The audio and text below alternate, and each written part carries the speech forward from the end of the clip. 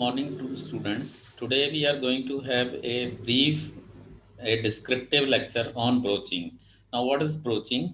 Broaching is a machining operation in which a tool having a series of cutting teeth, as shown in right side figure.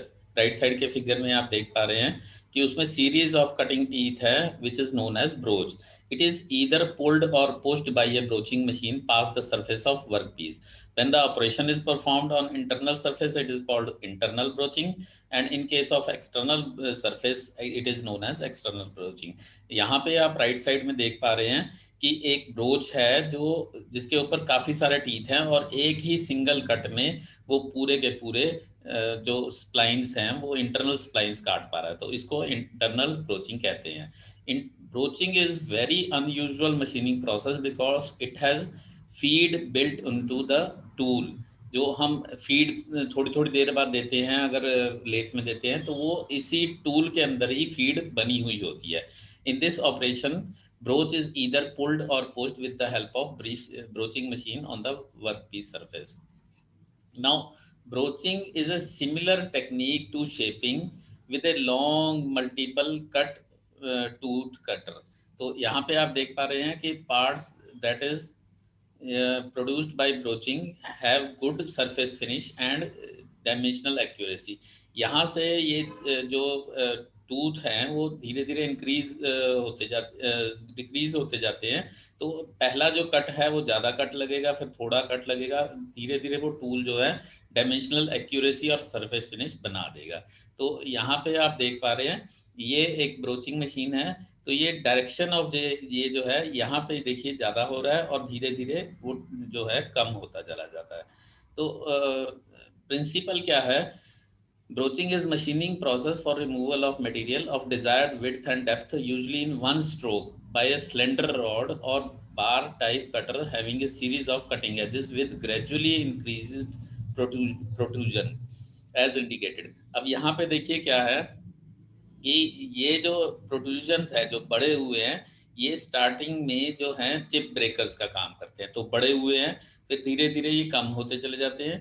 तो ये जो हैं starting से कम हो रहे हैं, फिर ज़्यादा होते चले जाते हैं. तो एक लेवल आता है जहाँ पे स्मूथ फिनिशिंग टीथ होते हैं. तो स्मॉल स्मॉल में कटिंग होता है, एक पायलट में आगे चलता है, फिर अल्टरनेट ब्रेक कर स्मूथ टीथ होते हैं, फिर स्मूथ एज टीथ बनते हैं. तो राइज जो है between the successive teeth is equivalent to feed given. तो फीड जैसे जैसे बढ़ाते हैं वैसे ही इसमें टूथ की विड्थ बढ़ती चली जाती है. Precise process for mass production of complex geometry part. तो जैसे कि ये इंटरनल स्प्लाइन है, तो अगर हम इनको एक एक करके काटना शुरू करें तो बहुत टाइम लगेगा. और यहाँ पे ब्रोच से हमने देखा है पहले प्रोसेस में कि एक ही बार में कट गया. इसका करेक्टरिस्टिक्स क्या है प्रोसेस के? High metal removal rate MRR, बहुत गुड सरफेस फिनिश है, डायमेंशनल कंट्रोल बहुत अच्छा है, but it is very expensive. It is special multi point cutting tool. Broaches are shaped similar to saw. जो हमारा आरी होती है वैसे ही होता है, except the tooth height increase over the length of tool. Tooth height बढ़ती चली जाती है. तो इसके 3 सेक्शन हम डिवाइड कर सकते हैं ब्रोच के. पहला जो है वो रफ के लिए होता है जिसमें स्टैगर्ड चिप ब्रेकर होते हैं. दूसरा सेमी फिनिशिंग के लिए, और लास्ट के जो होते हैं वो फिनिशिंग के लिए. यहाँ पे इसकी आप वर्किंग देख पा रहे हैं. तो ये जैसे ही आया है ब्रोच, इसको एक ग्रिपर जो है इसको खींचता है. ये ब्लू वाला जो है ये आपका पार्ट है जिसके अंदर से होल करना है, और ये इसके बाद ये पार्ट को हटा दिया. अब ये रिट्रीवर जो है रिट्रीवर इसको वापस खींच लेगा. तो ये ब्रोच होल्डर जो है स्टार्टिंग में इसको पुल करके खींचता है. This is the working of broach. आप समझ पा रहे होंगे इसको एनिमेशन से. टाइप्स ऑफ ब्रोच में हम based on type of operation, internal external, as per method of operation, push or pull, as per construction, solid broach, inserted broach, progressive broach, or based on the shape of work produced, cleavage broach, spline broach या burnishing broach. इस तरह के हम इनकी classification कर सकते हैं. now what is the tool material? इसका tool material high speed steel ही होता है ज़्यादातर. High speed steel broach is used in mass production and heavy duty work. It gives a better surface finish और इसकी long life भी होती है. इसका एक रफ डायग्राम मैं दिखा रहा हूँ आपको। ये स्टार्टिंग में एक पुल एंड है और पुल एंड के बाद थोड़ा एक शैंक दिया हुआ है और उसके बाद ये थोड़ा सा और लीवर दिया हुआ ग्रिपर को लेने के लिए। ये फ्रंट पायलट उस होल के अंदर गाइडेंस अलाइनमेंट करने के लिए जाता है, फ्रंट पायलट। फिर उसके बाद टीथ मैंने दिखाए हैं, तो ये टीथ ग्रेजुअली इंक्रीज करते जाते हैं जो फीड के बराबर होते हैं, रफिंग, सेमी फिनिशिंग और फिनिशिंग। और लास्ट में एक और इसका जो पायलट होता है, अगर वापस बैक मोशन लेनी है तो उसके लिए ये होता है। तो इसको एक अच्छी तरह से मैं अगर डायग्राम बनाऊं, अगर पेपर में डायग्राम आता है तो इसको इस तरह से बनाना है। पुल एंड है, बीच में एक शैंक है, उसके बाद रूट डायामीटर के बराबर का फ्रंट पायलट होता है, पायलट गाइड करने के लिए होता है। तो ये इसकी स्ट्रोक लेंथ है, स्टार्टिंग में स्ट्रोक लेंथ है। और स्ट्रोक लेंथ के बाद ये आपके आ जाते हैं roughing teeth. Roughing teeth, tooth rise only in this section. देखा जाए रफिंग और सेमी फिनिशिंग तक ये टूथ राइज करते हैं, फिनिशिंग टूथ में ये राइज नहीं करते हैं। और बाद में रियर पायलट है और फॉलोअर एंड है। तो अगर हम देखें कि इसको ड्रॉ कैसे करते हैं या रनिंग कैसे होती है, ये स्टार्टिंग में कटिंग मोशन की तरफ रूट डायामीटर वाला फ्रंट पायलट चलता है। उसके बाद ये टिपिकल जो होते हैं चिप ब्रेकर वाले होते हैं और सेमी फिनिशिंग वाले होते हैं। और उसके बाद तीसरे लेवल पे आ जाते हैं हमारे फिनिशिंग कट वाले और रियर पायलट के। तो ये हमारा ब्रोच जो है ये बनता है। इस ब्रोच की स्पीड होती है 20 से लेकर 120 surface feet per minute and it can cut up to 6 mm in one stroke. एक स्ट्रोक में मैक्सिमम 6 mm, तो बहुत कम होता है। लेकिन इसका अगर देखा जाए तो एक ही स्ट्रोक में काट लेता है, एक पूरा ही, दैट मीन्स कटिंग से लेकर फिनिशिंग तक सारा का सारा काम कर लेता है। This results in A complete cycle time of 5 to 30 second. Most of the time is consumed by return stroke, broach handling and workpiece holding and unloading. Broaching tool का देखा जाए तो जो इसका टीथ है ये लगभग एक आरी की तरह से ही होता है। एल जो है इसका, this is known as land. Land जो मैक्सिमम जॉब के कांटेक्ट में आएगा, एल पोर्शन। गामा जो है हमारा, this is clearance angle. Clearance angle that means कि रिलीफ एंगल की तरह से होता है, ताकि चिप इसमें से निकल के अंदर की तरफ गुलेट के अंदर चले जाएं। R is the radius of gullet. और इसके साथ जो इसका बनता है alpha is the rake angle. This alpha is the rake angle जो कि इसका नोकीलापन बनाता है। तो आपको इतनी ज़रूरत नहीं, लेकिन नॉर्मन क्लेचर ऑफ ब्रोच अगर आपका आ जाता है तो आप उसका डायग्राम बनाएंगे जो हमने पहले वाला बनाया था, और उसके साथ इसके कुछ पॉइंट्स लिखेंगे। पुल एंड है, फ्रंट पायलट है, रियर पायलट है, फॉलोअर डायमीटर, शैंक लेंथ, ये आप उसको बनाओगे। Then types of broaching machines कितनी तरह की हो सकती हैं, इसकी क्लासिफिकेशन अगर करें according to direction of broach travel, horizontal and vertical, according to method of operation, pull, push, surface or continuous, according to method of drive, mechanical, pneumatic, hydraulic, according to type of operation, external and internal। तो ये आप common sense की बात है, इसकी classification आप बता सकते हैं अगर पेपर में आती है। So first is horizontal broaching machine. It is always normally 90% of the time it is pull type. It is used for internal and external broaching. Bed is approximately double sized than the broach stroke. Ram is hydraulically operated. ये RAM जो है, इसकी RAM जो आगे पीछे movement वाला portion होता है, this is ram. It is hydraulically operated and it is use to make keyways, splines and slots. इसका डायग्राम अगर आप बनाना चाहें तो बना सकते हैं पेपर में अगर हॉरिजेंटल टाइप आता है। नाउ इसमें भी दो तरह की क्लासिफिकेशन होती है।